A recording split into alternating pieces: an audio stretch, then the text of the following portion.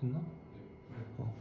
자, 논리실증주의자 포퍼라고 하고 있는데 사실 이 첫 단어부터 심상치 않은 느낌이 들어야 되거든. 왜 그러냐면 다른 사람들인데 왜 하나로 묶어놨을까라는 거야.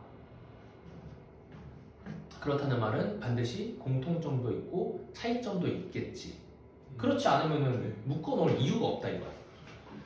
논리실증주의자 포퍼 여기다가 정리를 시작을 해봅시다. 자, 기억 논리실증주의자가 있고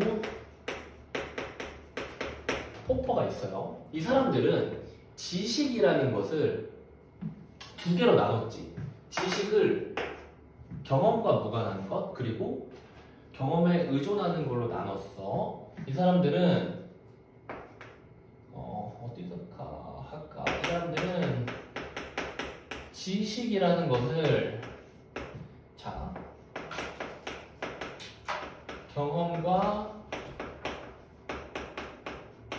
무관 그리고 두 번째는 경험에 의존하는 걸로 나눴습니다. 그 중에서 과학적 지식, 경험과 무관한 건 뭐야? 수학이나 논리학이지. 수학이나 논리학. 왜냐면은 얘들은 직접 뭐 1억 더하기 1억은 2억이다라는 거를 뭐 사과 1억 개씩 이렇게 해볼 수가 없잖아. 그래서 여기에는 수학 그리고 논리학이 들어있고 경험에 의존하는 거는 과학적 지식이라고 했어요. 그 중에 과학적 지식은 누적이 됩니다. 누적이 되는데 과학적 방법에 의해서 누적이 된대요. 이 과학적 지식은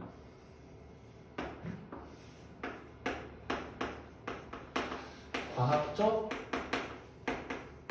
방법으로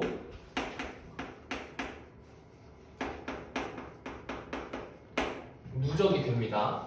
자, 지금 여기까지 해서 필요한 동그라미는 사실 여기 하나였지. 사람 이름 나왔으니까.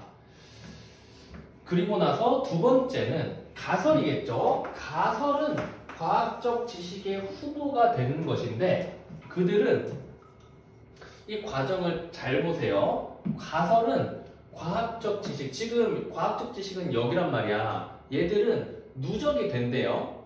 누적이 되는데 과학적 방법이야. 과학적 방법이 뭐냐? 지금 여기 나와 있지? 과학적 방법. 과학적 방법이 뭐냐면은 가설로부터 자 가설에서 시작을 해가지고 뭐를 도출하죠? 예측을 도출하지. 그리고 이걸 관찰이나 실험 등의 경험을 통해서 맞는지 틀리는지 판단하는 거. 요게 과학적 방법입니다. 과학적 방법은 가설을 시험하는 거예요. 그러니까 두 개인 거지. 가설을 시험하기 위해서는 가설을 시험하기 위해서는 예측을 가지고 판단을 해야 된다라는 거야. 왜 그러냐면은 가설만 그냥 세웠어. 그러면은 가설만 세우고 끝? 이런 건 아니잖아. 가설을 세웠으니까 이 가설대로 어떤 식으로 진행이 될 것이다 라는 예측을 하고 그걸 가지고 이제 실험 같은 걸 하게 되겠죠. 그래서 논리실증주의자는 포퍼는 이렇게 갈라놨어요. 논리실증주의자는 예측이 맞으면 지식으로 추가된다. 포퍼는 예측이 틀리지 않는다. 그래서 이 둘 사이에서는 이게 있는 거예요. 경험에 의존하는 과학적 지식에서 논리실증주의자랑 포퍼의 입장은 얘는 예측이 맞으면 그리고 얘는 예측이 틀리지 아니면 그러니까 잘 모르겠어요 라고 해도 추가하겠다 이거예요. 무슨 말인지 알겠지? 자, 보자. 다시 흐름을 잘 봐야 돼. 이 사람들은 요게 제일 중요한 거였어요. 요 사람들은 지식을 둘로 나눴어. 둘로 나눴는데 둘 중에 하나가 경험에 의존하는 지식이야. 그렇다는 말은 경험, 과거에서부터 쭉 쌓여왔던 경험이 존재하고 그때까지 쌓여온 지식이 있고 아직 우리가 경험하지 못한 것은 새로운 경험을 통해서 지식으로 쌓아나가야 된다는 거거든. 요게 이렇게 글로 보면 좀 어렵지만은 사실 과학에서는 언제나 하는 겁니다. 과학에서는 계속 뭐해? 계속 실험하고 실험하고 실험하고 실험하지. 요즘에 제일 핫한 거 뭐였어? 주식. 초전도체잖아. 초전도체 주식 며칠 동안 막 상한가 쳤다가 막 오르락 내리락 하더만. 근데 그것도 사실 이런 어떤 과정에서 완벽하게 결과가 안 났는데 내는 거란 말이에요. 근데 그것만으로도 과학계에 엄청난 파장이 있었잖아. 아무튼 그렇습니다. 과학적인 지식은 사람이 어떤 가설을 세우고 그 가설을 바탕으로 예측하고 경험하고 그리고 판단함으로써 이 가설을 어떠한 가설, 이 가설이라는 것은 지식의 후보가 된다 그랬잖아. 가설은 지식의 후보가 된다 그랬지. 지식의 후보였다가 이 판단까지 끝나고 나면은 얘가 그냥 후보에서 탈락할지 합격할지를 정하게 되는 거야. 그래서 합격했어. 그러면은 여태까지 쌓여왔던 과학적 지식에 방금 전에 있던 가설을 하나의 지식으로 추가하겠다라는 거고, 탈락했어. 그럼 얘는 탈락이야 라고 하는 거야. 하지만 콰이는 가설만 가지고서 예측을 논리적으로 이끌어낼 수 없다. 자, 니은 콰이는 지금 어디다가 비판을 한 거니? 여기 가설을 가지고 예측해내는 요 과정이 있지. 요 과정. 요거를 비판을 한 겁니다. 아까 이 사람들은 가설에서 논리적으로 예측을 뽑아낸다라는 이야기를 했었는데, 콰이는 가설로부터 예측을 논리적으로 뽑아내? 그건 아닌 것 같은데? 라고 이야기를 하는 거예요. 그래서 무슨 얘기를 하냐면, 예를 들어서 새로 발견된 금속 M은 열을 받으면 팽창한다는 가설, A는 가설이지, 이 가설만으로 열을 받은 M이 팽창할 것이라는 예측을 이끌어낼 수가 없대. 왜 그러냐? 금속이 열을 받으면 팽창한다라는 말도 당연히 있어야 되지 않겠냐? 그리고 뭐 이런저런 것도 있겠지. 지금까지 관찰한 모든 금속은 열을 받으면 팽창한다는 기존의 지식 체크 하나 해주세요. 이렇게 기존의 지식, 그리고 M에 열을 가했다라는 조건. 기존의 지식이 없고 열을 가하지 않는다면은 얘가 팽창하는지 안 팽창하는지 예측할 수가 없다 이거예요. 이렇게 예측은 가설, 그리고 기존의 지식들, 여기 밑줄 치세요. 예측은 가설, 기존의 지식들, 여러 조건 등은 모두 합쳐야만 논리적으로 도출된다. 그러니까 예측이 논리적으로 도출된다라는 말 자체는 똑같아요. 이 두 사람이. 근데 여기에서는 가설에서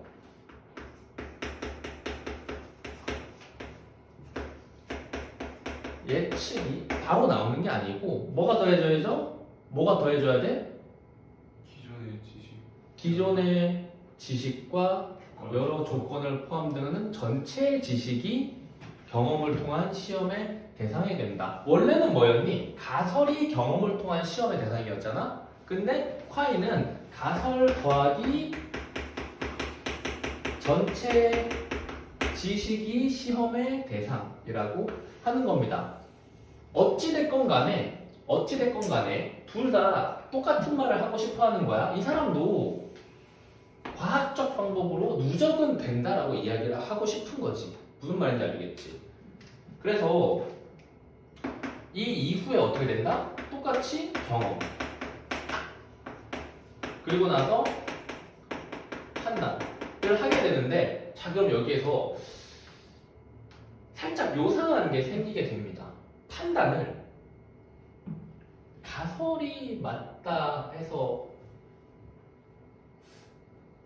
여기선 그냥 할 수 있어. 가설, 예측, 경험, 판단이니까 가설이 시험의 대상이다. 근데 자, 어떤 경우가 있을 수 있냐면 가설은 맞는데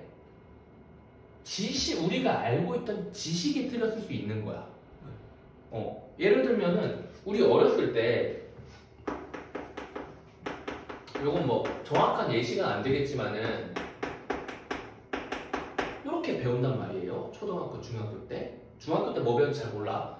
근데 고등학교 들어오면은 이렇게 배우잖아. 근데 이건 소수잖아. 무한소수. 무한소수는 자연수다가 되잖아. 근데 어렸을 때 어떻게 돼? 자연수랑 소수는 다른 거다라고 배우지. 그러니까 이런 식으로 살다 보면은, 혹은 세월이 지나가다 보면은 우리가 기존에 알고 있던 지식을 수정해야 될 수도 있는 거야. 그러면 가설이 틀린 건지 지식이 틀린 건지 이걸 어떻게 해야 되겠냐는 거지. 그 설명을 이제부터 하는 거예요.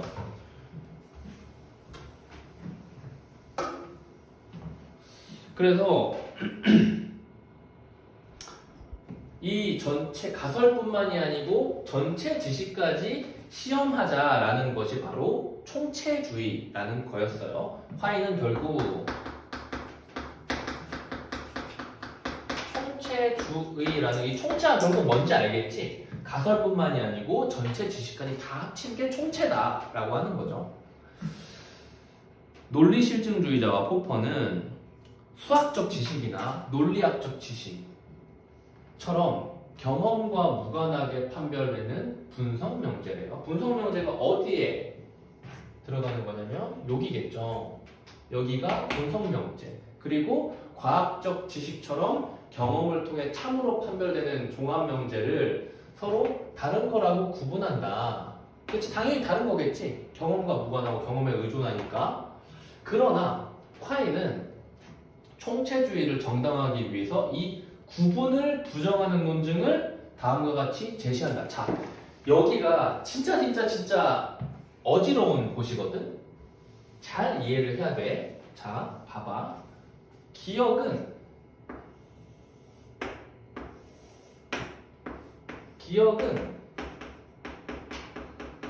분석명제랑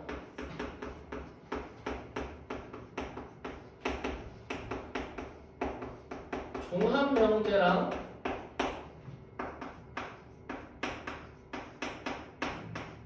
구분을 지어놨어요. 그치? 얘들은 서로 다른 거다. 얘는 경험과 무관해요. 얘는 경험에 의존해요. 라고 구분을 일단 해놨어. 논리실증주의자와 포퍼는. 근데 콰이는 이걸 부정하고 싶단 말이에요. 그래서 논증을 펼치는데 이 논리 세계에서 논증이 항상 엄청 골치가 아픕니다. 왜 그러냐면 1 더하기 1은 2야. 이걸 부정하기 위해서 우리는 그냥 직관적으로 1 더하기 1은 2가 아니야 라고 말하면 된다고 생각한단 말이야. 근데 얘들은 논증에서 막 논증 첫 번째 뭐는 뭐다, 이 두 번째 그럼 뭐다, 세 번째 그럼 뭐다, 네 번째 그럼 뭐다, 다섯 번째 그럼 뭐다 라고 한 다음에 그러고 보니까 여기에서 뭔가 문제가 발생하네. 그러면 이 전체는 잘못된 거야 라고 이야기를 하거든. 왜냐면 논증 자체가 인과관계에 의해 가지고 증명을 하는 거잖아. 그러니까 그 증명 과정에서 하나의 꼬투리를 잡겠다는 거야. 자, 이제 요거를 이해를 해봅시다.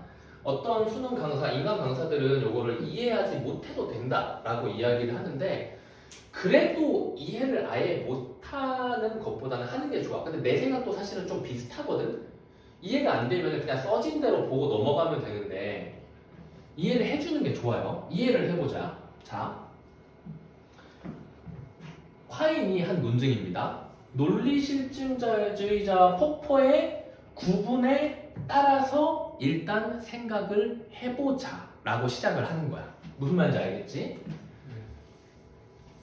논리실증주의자와 폭포의 구분에 따르면 자, 동어 반복 명제랑 동어 반복 명제로 환원할 수 있는 것은 모두 분석 명제이다 라고 일단 했어요. 이 문장, 이 동어 반복 명제를 우리는 A라고 하고 동어 반복 명제로 환원할 수 있는 것은 B라고 할게요.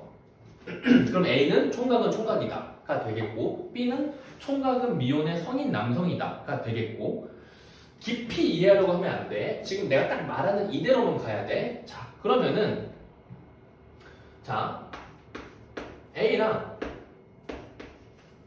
B는 A로 이렇게 환원이 돼요. 환원이 된대요. 이거 얘네가 말하는 거야. 이거는 얘네들은 모두 분석 명제라고 하고 있는 거야. 자, 일단 봐봐. 지금 좀 이따가 쓰고 글씨가 줄 테니까 이거 안 보면 놓쳐. 근데 후자가 분석 명제, 후자가 뭐야? B지, 그치? B. 총각은 미혼의 성인 남성이라는 총각은 총각이다라고 바꿀 수 있는 녀석인데 얘가 분석 명제인 까닭은 전자로 환원할 수 있기 때문이다 라고 해요. 자, 그러면은 B는 A로 환원 가능해서 분석 명제라고 하고 있어요. 그 다음 것도 보자. 이러한 환원이 가능한 것은 이 둘이 동의적 표현이기 때문이래요. 총각이랑 미혼의 성인 남성이. 그래서 환원 가능한 이유는 동의적 표현이기 때문이에요. 여기까지 이해됐지? 이건 그냥 순서대로 그냥 읊는 거야. 그게 왜 동의적 표현인지 물어보면 이 둘을 서로 대체하더라도 참 또는 거짓이 바뀌지 않는다.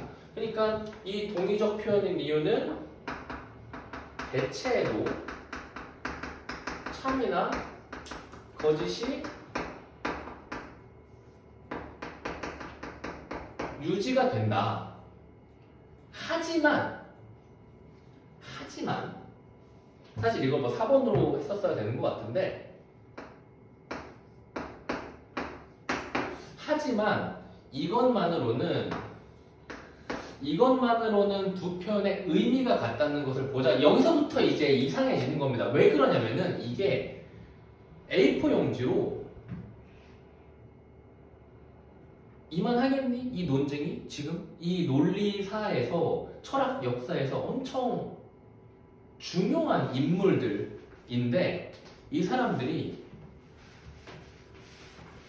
한 논증이 딱 이걸로 끝이겠어? 아니라 이거예요. A4 용지로만 엄청 많은 장수 동안에 이 말을 하고 있는 건데 여기서 이제 핵심적인 단어만 빼온 거란 말이야. 그렇기 때문에 사실 그 인문지문에서 어떠한 논증 과정이 나오잖아? 그러면 논증 과정을 깊이 이해하려고 안 하는 편이 나올 수도 있어. 왜 그러냐면 그 논증 과정은 원문으로 엄청 두꺼운 과정을 다 읽어야 100% 이해되는 녀석이기 때문이에요. 여기서 이제 설명 안 된 것을 조금만 이야기를 하자면 이 의미라는 것을 가지고도 어떤 이론이 있어. 이걸 가지고도 지문이 되게 여러 개가 많단 말이야. 그러니까 이 의미가 같다라는 말을 우리가 아는 의미가 같다로 생각을 하면 안 되고 철학적인 의미가 같다로 접근을 해야 되는데 그 설명이 안 나와 있잖아요. 그쵸? 그래서 적당히만 받아들이셔야 되는 거예요. 써져 있는 대로만. 이게 그래서 뭘 말하고 싶은 건가? 철학적 논증에서는 우리가 지문을 보고 그걸 고민하는 게 별로 의미가 없는 경우가 되게 많거든. 그래서 하지만 이것만으로는 두 표현의 의미가 같다는 것을 보장 못한다. 그래서 근데 이제 단점이 있는 거죠. 의미 같다는 것을 보장 못해. 그래서 어떻게 해야 돼? 그래서 동의적 표현은 언제나 반드시 대체 가능해야 한다. 동의적 표현은 언제나 반드시 대체 가능해야 된다라고 하는데 이 문장 그대로 써보면은 동의적 표현은 언제나 반드시 대체가 가능해야 된다라는 이야기를 하고 있는데 여기에서 이제 필연성이라는 개념이 뭐냐면 필연성이라는 개념은 요겁니다.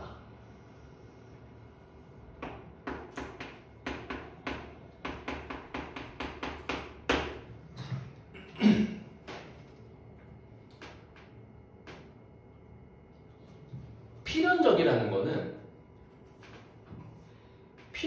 건 우리 아까 은주는 민수의 누나다. 은주는 민수의 누나가 아니다라는 문장 봤었잖아. 그 두 문장 합치면 어떻게 돼? 은주는 민수의 누나이거나 민수의 누나가 아니다라는 문장이 되지. 그거는 무조건 참 아니니? 네. 그치? 네. 이게 필연적인 거야. 어떠한 경우에도 이것이 참인 거야. 근데 봐봐. 지금 아리까리 할 거야. 필연성 개념에 다시 의존하게 된다. 자, 이렇게 되면 이해 안 돼도 일단 읽어봐요. 동의적 표현이 어디 갔어? 이렇게 되면 동의적 표현이 동어 반복 면제로 환원 가능하게 하는 것이 돼요. 이게 무슨 말이냐면은 지금 여기까지 이야기를 해야 환원 가능한 이유는 동의적 표현이다. 대체하면은 참것이시 유지가 된다. 하지만 의미가 같음을 보장하기 못하기 때문에 필연적이라는 것도 다 넣어줘야 B가 A로 환원 가능해서 분석명제라는 말을 뒷받침해줄 수 있다는 거거든.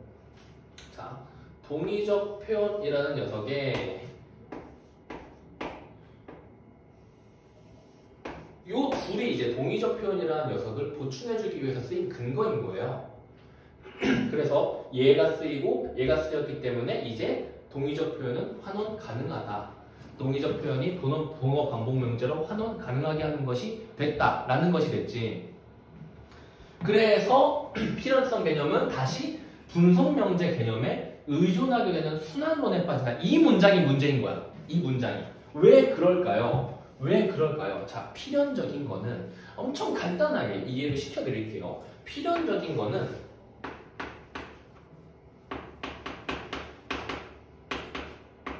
경험과 관련이 있어 없어? 필연적인 거? 언제나 무조건 맞아. 경험할 필요 있어? 없죠. 근데 경험과 무관한 게 뭐라고?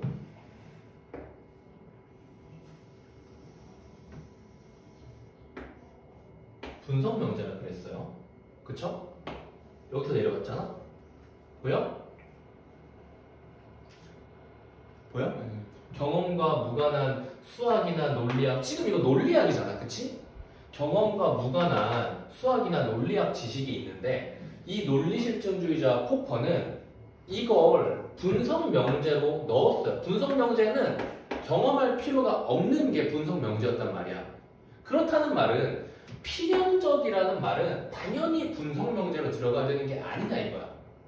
동의적 표현은 언제나 반드시 대체 가능한 필연적인 것이다 라는 말은 언제나 반드시라는 말이 들어갔기 때문에 우리가 경험할 필요가 없다. 그러면 분석 명제라는 거잖아. 자, 그럼 이제 다시 맨 마지막 정리를 해보면, 자,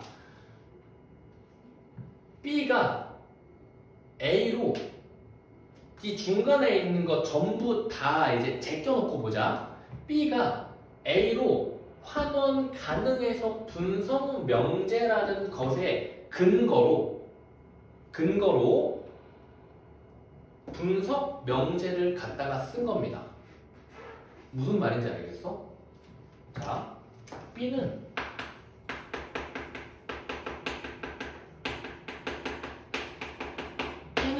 분석 명제예요. 왜?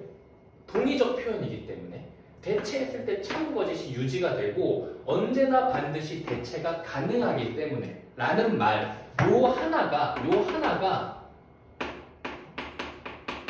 이유는 분석 명제이기 때문에 라는 걸 붙여버리는 거야. 이러면은 어떻게 돼? 분석 명제인 이유는 분석 명제이기 때문이다. 분석 명제이기 때문은 분석 명제이기 때문이다. 이게 순환에 오르거든. 나는 뭐 이상원이다. 왜냐면 나는 이상원이기 때문이다. 그런 거 있잖아. 막 이거 뭐니? 뭐 차요. 차가 뭐니? 이거요. 요런 거 있잖아. 일단 지금은 이해됐으면 걸로 됐어요. 그래서 콰인이 결국 무슨 말을 하고 싶었던 거냐면은 니들 분석명제랑 종합명제를 구분했는데 분석명제 가지고 내가 이야기를 해보니까 니네 논증이 틀렸는데 그러면은 분석명제를 설명하기 위해서 이유로 분석명제를 써야 되네? 그럼 이 분석명제라는 것은 사실은 별 의미가 없는 거야 라고 해야 되잖아. 분석명제인 이유는 분석명제이기 때문이다. 이게 무슨 이유야? 그럼 분석명제라는 개념이 없었다면 너희들은 분석명제를 아예 만들지도 못했겠네? 라는 게 되는 겁니다. 순환론은 그런 거예요. 그 자체가 존재하지 않으면 다른 걸로는 그 대상을 설명할 수가 없게 돼버리는 거야. 그러면 안 되잖아? 그래서 단어를 우리 항상 정의되는 단어를 동그라미 치곤 했어요. 단어의 정의는 원칙이 있어요. 그 단어를 사용해서 뜻을 풀면 안 돼. 왜냐면 세상에 존재하지 않는 말로 그 단어를 설명할 수 있어야 되는 거지. 그 단어가 무조건 설명에 들어가야 된다면 사실 그건 순환의 오류가 되는 거겠지. 무슨 말인지 알겠죠? 좀 어려운 내용이에요.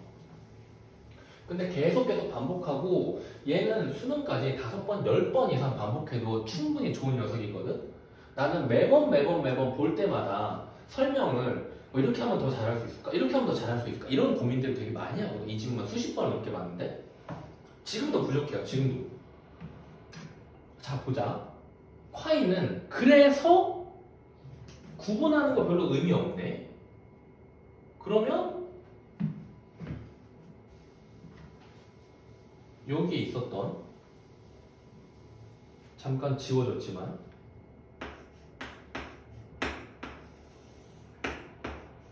이 전체 지식이라는 녀석이 요렇게 분류가 될 필요 없는 거 아닌가? 라는 생각을 한 거예요. 왜? 여기에서 빠져나온 게 분석명제, 여기에서 빠져나온 게 종합명제였잖아. 그치? 근데 분석명제 해보니까 의미가 없네. 그러면 경험과 무관한 것이란 사실 존재하지 않는 것 아닐까? 라는 결론에 다다른 거야. 뭔 말인지 알겠지? 경험과 무관한 것이 분명히 존재합니다. 근데 니들 이야기한 대로 논증 따라가 보니까 오류가 있네? 경험과 무관한 거 사실 없는 거 아니야? 이런 말이 된 거예요.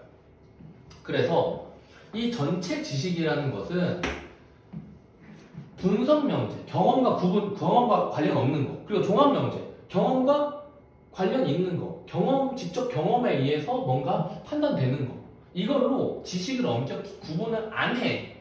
대신에 이 지식을 어떤 모양으로 구분을 짓냐면 중심부랑 주변부로 전체 지식을 구분을 지어요. 무슨 말이냐면, 자, 어떤 지식이 존재하고 경험이 운석처럼 슈 해가지고 충돌을 하게 되겠지. 이렇게 충돌을 하게 되면 일단 누구랑 부딪히겠어? 주변부랑 부딪히겠지. 근데 만약에 얘가 졸라 세게 부딪혔다고 생각을 해봐. 그러면 금이 어디까지 갈까? 중심. 이렇게까지 가게 되겠지. 그러니까 이 경우를 판단해보자 이거야. 이 경우를 판단했을 때 요게 별거 아니네? 그러면 대충 이렇게 하고 말자가 되겠지만 어떤 경우에는 이렇게 중심까지 다 작살이 나버릴 수가 있단 말이에요. 그리고 요 중심부의 지식을 바꾸는 것은 이 세상을 아예 바꿔버리는 게 됩니다. 예를 들면은 하늘이 돈다. 뭐? 천동설에서 지구가 돈다. 지동설로 바꾸는 것처럼. 그게 왜 세계를 바꿨을 것 같니? 이건 나중에 또 이야기를 해야 되는데 그게 왜 세계를 바꿨을 것 같아? 하늘이 돈다라는 것은 이 세상의 중심이 뭐라는 거야? 지구지, 지구. 이 세상의 중심이 지구야. 우리 인간은 신의 자식이라는 옛날 중세 고대 시대에 중세 고대까지 간지 모르겠어요. 아무튼 그때 당시에는 우리 인간은 신의 자식이다. 그러니까 신을 모시는 교회가 힘이 제일 셌었단 말이야. 그러니까 교회를 중심으로 이 세상의 권력이 잡혀 있었거든? 근데 우리가 중심이 아니네? 라는 순간 신과의 연결성 어떻게 돼? 약해져. 교회의 힘? 약해져. 근데 교회가 예상 지배하고 있었잖아. 그거 말하게 두겠어? 말하게 안 두겠지. 요런 게 이제 패러다임입니다. 패러다임이 바뀌는 거예요. 아무튼 간에 자, 경험과 직접 충돌하면은 참과 거짓이 쉽게 바뀌어. 주변부는 껍데기니까. 근데 중심부는 견고합니다. 천동설, 지동설 이런 것처럼.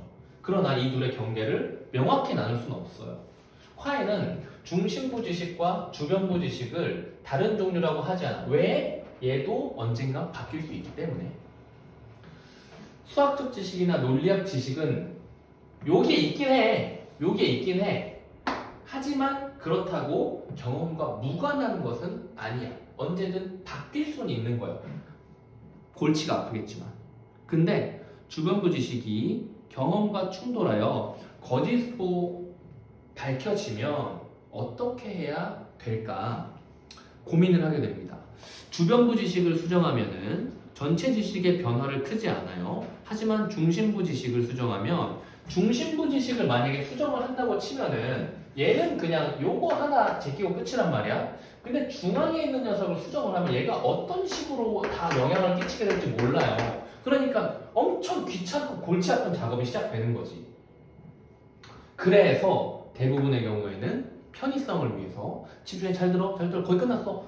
주변부 지식을 수정하는 쪽을 선택하겠지만은 실용적 필요 때문에 어쩔 수 없이 여기를 수정하는 경우도 있다. 그래서 화해는 중심부 지식, 주변부 지식 원칙적으로 모두 수정의 대상이 될 수도 있고 지식의 변화 역시 개별 지식이 단순히 누적되는 과정이 아니다. 왜? 얘네들은 논리실증주의자와 포퍼는 지식이 어떤 식으로 누적된다고? 가설, 예측, 경험, 그리고 판단. 오케이. 근데 화인 같은 경우에는 가설, 더하기, 전체 지식을 바탕으로 똑같이 된다 그랬잖아. 그러니까 얘네들은 요 것을 가지고 지식으로 플러스를 시키냐 마냐 이것만 결정했다 이거야. 그러니까 개별 지식이 누적되는 거잖아.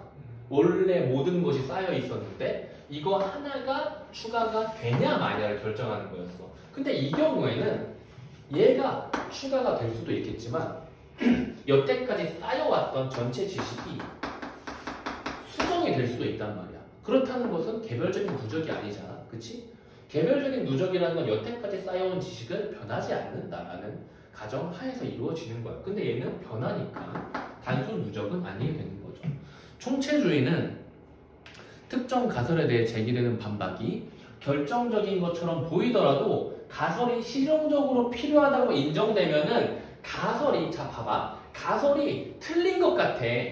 근데 논리실증주의자 포퍼는 틀린 것 같아? 지식으로 안 만들게가 되는 거야. 근데 총체주의는 이거 틀린 것 같지만 그래도 너무 쓰고 싶어. 그러면은 얘를 바꾸고 얘를 받아들이자 이거예요. 뭔지 알겠지? 그러니까 유도리가 있다라는 거야. 나쁜 말로 좀 얍삽한 느낌인 거고. 그래서 가설을 받아들일 수 있다. 그러나 총체주의는 A이면서 동시에 A가 아닐 수는 없다와 같은 논리학의 법칙처럼 아무도 의심하지 않는, 여기 밑줄 하나만 쳐볼까요? 아무도 의심하지 않는 지식은 분석명제로 분류해야 하는 것이 아니냐는 비판에, 어떤 이론에서 맨 마지막에 비판이 주어진다. 그러면 이 비판에 대한 문제가 나올 수 있습니다. 문제 하나만 볼게요. 자, 어디야? 요거 15번 문제가 15번에 이거 문제 안 들어가 있지. 위에다가 쓰세요. 보면은 총체주의에 대한 비판으로 적절한 거 찾기입니다. 우리 전에 2015년 수능하고 2020년 수능인가에서 밑줄 추론 문제 풀었었잖아. 기억나니? 민간 위탁이 공익을 저해할 수 있다. 그리고 말랑말랑한 법 기억나지? 걔랑 똑같은 문제거든. 총체주의에 대한 비판으로 적절한 거 뭐다? 지금 지문에서 뭐라고 하고 있어? 아무도 의심하지 않는 지식은 분석명제로 분류해야 하는 것이 아니냐라고 하고 있죠. 그럼 여기에서 뭐일까요?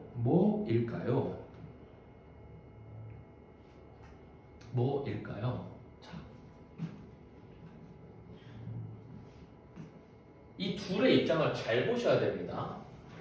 자, 총체주의에서 무슨 이야기했니? 중심부 지식과 주변부 지식이 있습니다. 근데 이 둘의 경계가 논리학 지식이랑 과학 지식처럼 경험과 무관하고 경험에 의존하는 식으로 딱 구분 지어지는 건 아니에요. 언제든 우리 수정할 수 있어요. 근데 거기에 대한 비판이 뭐였어? 근데 무조건 맞는 거 있지 않니? 이라는 비판이었잖아. 그치? 여기에 해당되는 선지가 뭘까요?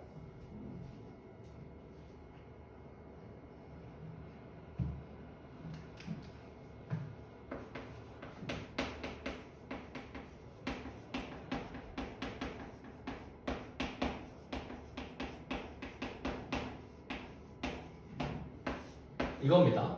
그럼에도 불구하고 무조건 맞는 말 있지 않음. 이게 비판이었어요. 그럼에도 불구하고 무조건 맞는 말 있지 않음.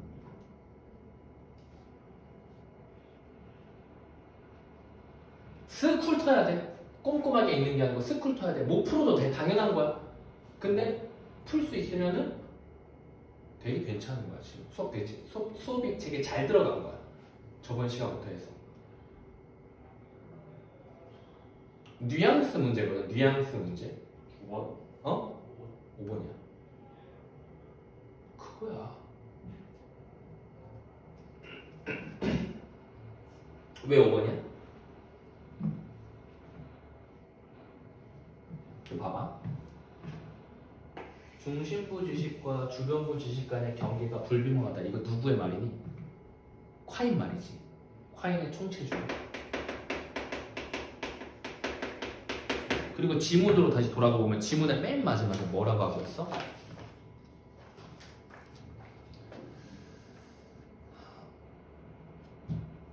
A이면서 동시에 A가 아닐 수 없다와 같은 논리학의 법칙처럼 아무도 의심하지 않는 지식은 분석 명제로 분류해야 하는 것이 아니냐는 비판. 자, 중심부 지식에는 주변부 지식들과 다른 종류가 다른 지식. 요거는 뭐죠? 아무도 의심 안 하는 지식. 이렇게 이제 치환이 된 거죠, 말이. 이런 거는 분석 명제로 해야 되는 거 아닌가요? 경험과 무관한 언제나 맞는 그런 지식 아닐까요? 가 돼야 되는 거지. 왜 그럴까? A면서 A가 아닌 것은 없다. 이거는 뭐야? 모순관계에 대한 이야기였잖아요. 그쵸? A이면서 A가 아닌 것은 없다. A이거나 아니면은 A가 아니거나 둘 중에 하나겠지. 재밌지 않니? 재밌어. 재밌어야 돼. 재밌어야 돼. 진짜. 이거 진짜 재밌는 질문이야. 앞으로 여기서 이야기한 내용들이 계속 반복해서 나올 겁니다. 지금 우리 6개년 평가원을 하고 있는 거거든. 이제 올 겨울 정도부터는 2022년 기출을 실제 모의고사를 풀게 될 거고 그 이전까지는 개념 쌓기를 할 겁니다. 이런 식으로. 재밌는 지문들을 많이 있어요. 평가원은. 오늘 숙제는 총체주의 문제 다시 풀어보고 지문도 다시 한번 스스로 꼼꼼하게 읽어봐야 돼. 그리고 워크북 42번까지 표시해놨지? 앞에다가 써놔. 42번까지라고.